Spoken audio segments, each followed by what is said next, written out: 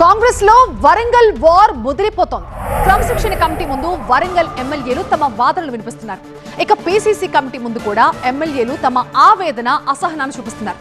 ముఖ్యంగా కొండా మురళిపై చర్యలకు వీళ్ళంతా కూడా డిమాండ్ చేస్తున్నారు. అతిపెద్ద ప్రజాస్వామిక పార్టీ కాంగ్రెస్ లో ఇప్పుడు వరంగల్ ఇష్యూ దుమారం రేపుతోంది.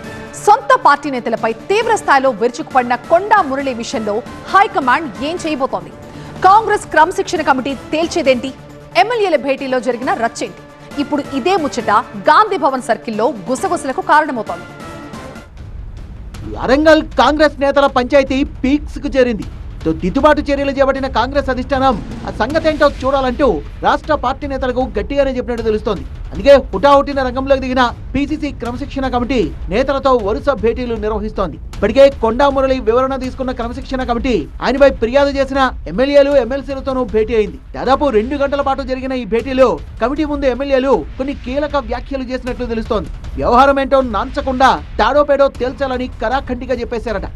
పదే పదే క్రమశిక్షణ కమిటీ ముందుకు రావాలంటేనే అవమానంగా ఉందంటూ ఎమ్మెల్యేలు అసహనం వ్యక్తం చేశారట. తిట్లు తిన్నది తామే, ఇప్పుడు కమిటీ ముందు హాజరవుతున్నది తామే అంటూ ఆవేదన చెందినట్టు సమాచారం. ఈ పరిణామం దేనికి సంకేతమని ఎమ్మెల్యేలు కమిటీని ప్రశ్నించినట్టు తెలుస్తోంది. తమను దుర్భాషలాడి తప్పు చేసిన వ్యక్తి జిల్లాలో హీరోలా తిరుగుతుంటే తాము మాత్రం క్రమశిక్షణ కమిటీ ముందు నిలబడ్డామంటూ చైర్మన్ మల్లురవిని నిలదీశారట ఎమ్మెల్యేలు.